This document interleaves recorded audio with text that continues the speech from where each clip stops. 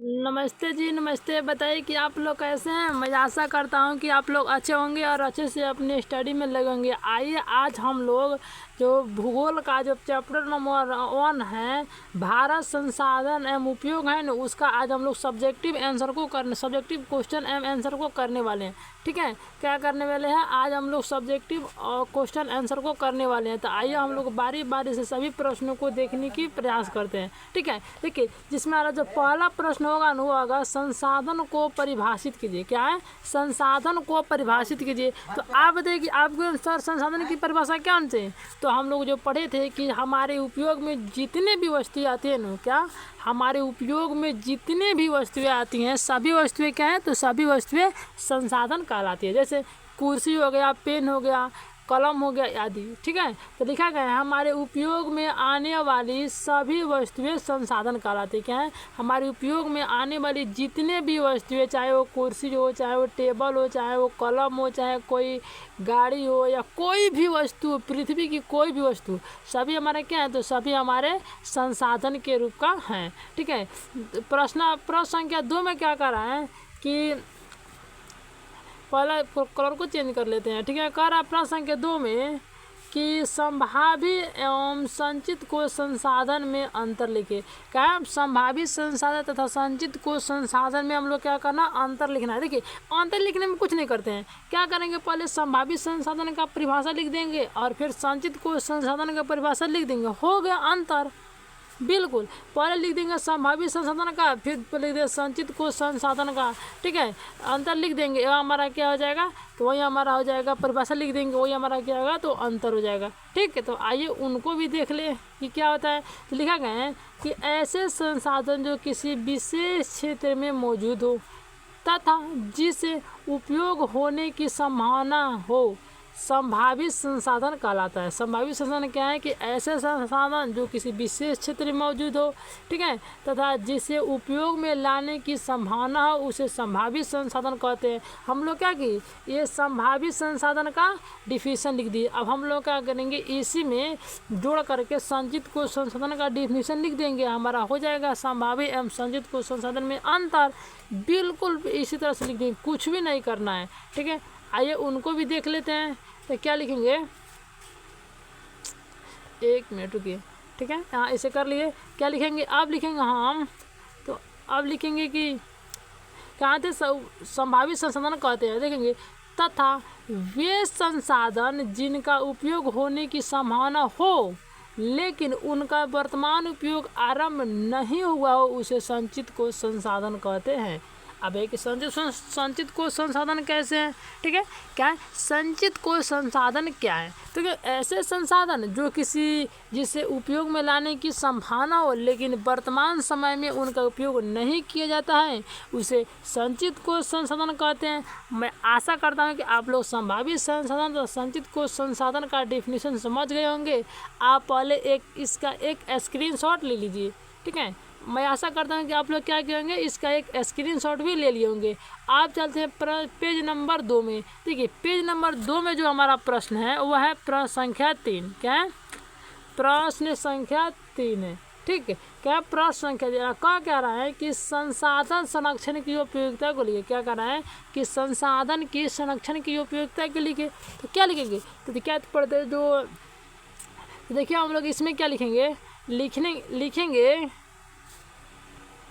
सभ्यता एवं संस्कृति के विकास में संसाधन की अहम भूमिका होती है। क्या?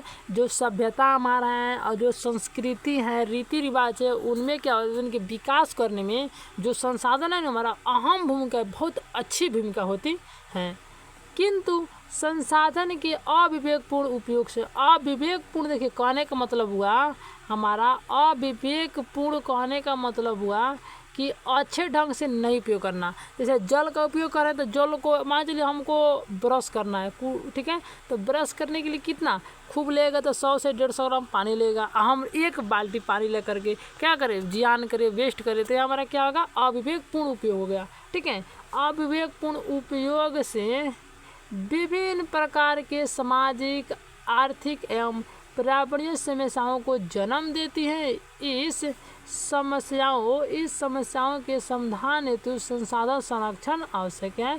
संसाधन की संरक्षण आवश्यक है। बस हम लोग यही लिख देंगे तो हमारा क्या हो जाएगा, संसाधन संरक्षण की उपयोगिता को क्या होगा, डिफिनीशन हो जाएगा, यानी कि परिभाषा हो जाएगा। आप पहले इसका एक स्क्रीनशॉट ले लीजिए, ठीक है। क्या आप इसका एक स्क्रीनशॉट ले लीजिए। मैं आशा करता हूँ कि आप लोग इसका एक स्क्रीनशॉट ले लिए होंगे। आप लोग बताइए कि पढ़ाई अच्छा लग रहा है कि नहीं, ठीक है। चलिए, अच्छा ही लग रहा होगा कि जब मेहनत से पढ़ेंगे तो अच्छा लगेगा, ना तो कैसा लगेगा, ठीक है। जब मेहनत करेंगे तो पढ़ाई अच्छा लगेगा ही, ठीक है। आगे हमारा क्या है, प्रश्न संख्या 4 क्या करा है, संसाधन के निर्माण में तकनीकी की क्या भूमिका है। कहने का मतलब हुआ कि हम लोग संसाधन का निर्माण कर रहे हैं तो उसमें हम लोग तकनीकी लगा करके तकनीकी के किस प्रकार उपयोग करेंगे। आखिरकार संसाधन को निर्माण करने में तकनीकी कितना योगदान दिया, तकनीकी कितना मदद की है, उनको देखने की प्रयास करेंगे, ठीक है। तो आइए उनको देखते हैं। क्या कर रहा है, उत्तर में क्या लिखेंगे कि अनादिकाल से ही वन में वनस्पति एवं वन्य जीव उपलब्ध थे। कहने का मतलब बहुत समय पहले से क्या था कि वन में वनस्पति मतलब पेड़ पौधा भी था, जड़ी बूटी भी था, तथा वन्य जीव मतलब जानवर भी, जंगली जानवर भी किसमें थे, वन में उपलब्ध थे। सदियों से ही कोयला, पेट्रोलियम एवं अन्य खनिज पृथ्वी के गर्भ में पड़ा हुआ था।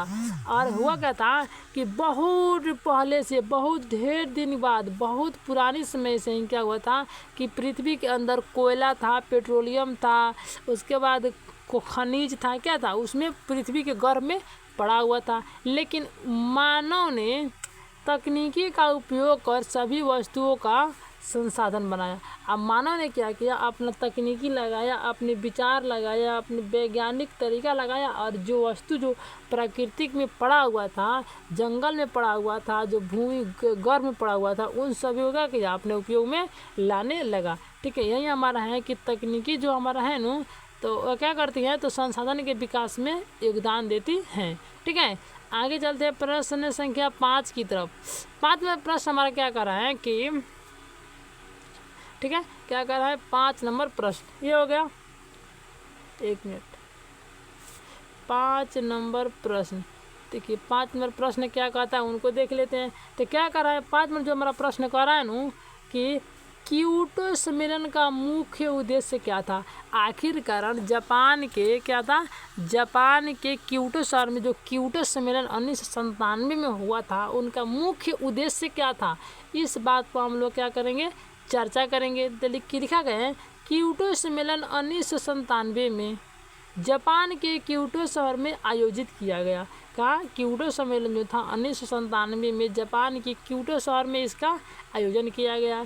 इस सम्मेलन का मुख्य उद्देश्य पृथ्वी को ग्लोबल वार्मिंग से बचाने के लिए किया गया। अच्छा, इस सम्मेलन जो था ना, जो सम्मेलन का जो मुख्य उद्देश्य था वह था पृथ्वी को ग्लोबल वार्मिंग से बचाना। क्या था, पृथ्वी को ग्लोबल वार्मिंग से बचाना।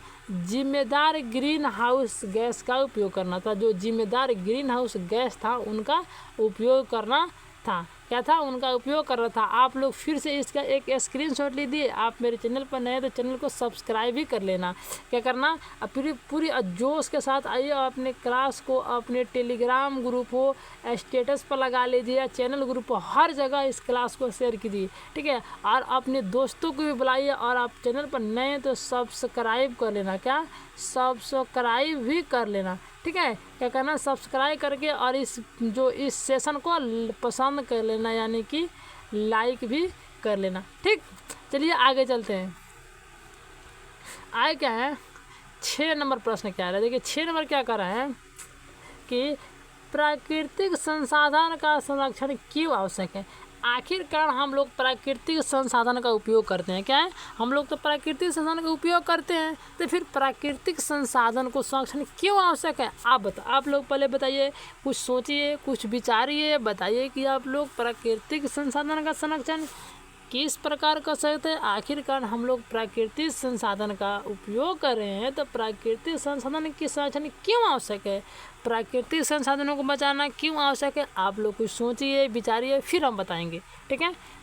चलिए, आपको 2 मिनट का टाइम दिया जाता है। आप लोग क्या करें, आप लोगों को 2 मिनट का टाइम दिया जाता है। आप लोग पहले कुछ सोचिए, विचारिए, फिर हम इसके बारे में बताते हैं। प्लीज चीट मत कीजिएगा देख करके, ऐसा ना हो कि हम बोले कि 2 मिनट का समय दिए और आप देख करके चीट कर लीजिए। ओ यह प्राकृतिक संसाधन का संरक्षण इस पर करता है, बिल्कुल भी ऐसा नहीं करना है। आपने दिमाग से सोचिए कि आप इसके बारे में क्या सोच पाते हैं, ठीक है। इस बात को लेकर के हम लोग को चलना है, ठीक है। तो आप लोग सोचिए, ठीक है। तो मैं आशा करता हूँ कि आप लोग भी सोच लिए होंगे। आइए हम भी बताते हैं, उतना समय देंगे तो ज़्यादा समय लग जाएगा और हमको ज़्यादा से ज़्यादा प्रश्न को करना है, तो इसीलिए हम लोग कम समय में ज़्यादा प्रश्नों करने की प्रयास करेंगे। तो लिखेंगे उत्तर में क्या लिखेंगे कि संसाधन का अत्यधिक उपयोग विभिन्न पर्यावरणीय समस्याओं को जन्म देती है। अब बताइए कि हम लोग जब संसाधन को सबसे अधिक से अधिक उपयोग करेंगे तो जो पर्यावरण में क्या होगा, नुकसान होगा। पर्यावरण में अनेक समस्याओं का क्या होगा, उत्पन्न होगा। जैसे हम लोग को ऑक्सीजन का अधिक से अधिक उपयोग कार्बन डाइऑक्साइड का अधिक से अधिक क्या करेंगे, उत्पन्न करने लगेगी, तो क्या होगा, ऑक्सीजन की मात्रा कम हो जाएगी। पेड़ पौधों काटेंगे तो ऑक्सीजन की मात्रा कम हो जाएगी। यही हमारा क्या होता है, तो पर्यावरणीय समस्या होता है। क्या पर्यावरणीय समस्या होता है। आगे क्या है, संसाधन का नियोजित एवं विवेकपूर्ण उपयोग संसाधन संरक्षण कहलाता है। और जब संसाधन को नियोजित ढंग से बहुत अच्छे तरीके से क्या करना, उसका उपयोग करना, उसके क्या होता है, उपयोग करना, वो क्या कहलाता है, तो संसाधन संरक्षण कहलाता है। नए नए उपाय खोजना, नए नए तकनीकी का विकास करना, ये सब क्या है, तो संसाधन संरक्षण कहलाता है। तथा सतत विकास को बनाए रखने के लिए प्राकृतिक संसाधन का संरक्षण आवश्यक है। और सतत विकास के बनाए रखने के लिए क्या है, तो प्राकृतिक संसाधन का संरक्षण आवश्यक है। अब आप लोग के दिमाग में आ रहा होगा कि भाई सतत विकास क्या है, क्या हमारा सतत विकास क्या है। देखिए सतत विकास ऐसा विकास है ना जिसमें वर्तमान के साथ साथ अपनी अगली पीढ़ी के लिए भी किया जाता है। जैसे हमको कोई मकान बनाना, कोई भवन बनाना हो तो हम लोग एक ऐसा भवन बनाएंगे ताकि उसमें हम भी क्या करें, अपना जीवन यापन कर सके तथा अपने आने वाले भविष्य को भी क्या करें, उसमें जीवन यापन करा सके। इससे इस विकास में क्या बोलेंगे, तो सतत विकास बोलेंगे, ठीक है। इसीलिए कहेंगे जब हम लोग संसाधन को भी बचाएंगे, क्या करिए आप लोग, जब संसाधन के नहीं बचाइएगा, ठीक है, नहीं बचाइएगा तो क्या आपके आने वाली अगली पीढ़ी संसाधन का उपयोग कर पाएगी, बिल्कुल भी नहीं कर पाएगी। इसीलिए संसाधन को बचाना बहुत ज़्यादा आवश्यक है, ठीक है, ठीक है। कहें बचाना बहुत ज़्यादा आवश्यक है। देखिए इस डायग्राम से आप लोग बताइए कि आप लोग इस डायग्राम से क्या समझते हैं, क्या आप लोग इस डायग्राम से क्या समझते हैं, पहले आप लोग कुछ सोच करके बताइए। देखिए कहने का मतलब हुआ कि इस डायग्राम में 2 भाग दिए गए हैं, एक जो कि एक पत्ता बनाया गया और इसमें एक पौधा लगाया गया है। तो इस पार देखिए, इस पार देखिए, इस पार देखने की प्रयास कीजिए। इस पर क्या है, चिमनी जलाने की धुआं अधिक से अधिक निकल रहा है, फैक्ट्री लगा हुआ है। तो इस प्रकार के जो पौधा है क्या है, सूखा पड़ गया है। पूरे जो आसमान है क्या है, सूखा पड़ गया है। नीचे की ज़मीन भी क्या है, सूखा पड़ गया है। लेकिन इस पर क्या है, इस प्रकार धुएँ का अधिक उपयोग नहीं किया जा रहा है।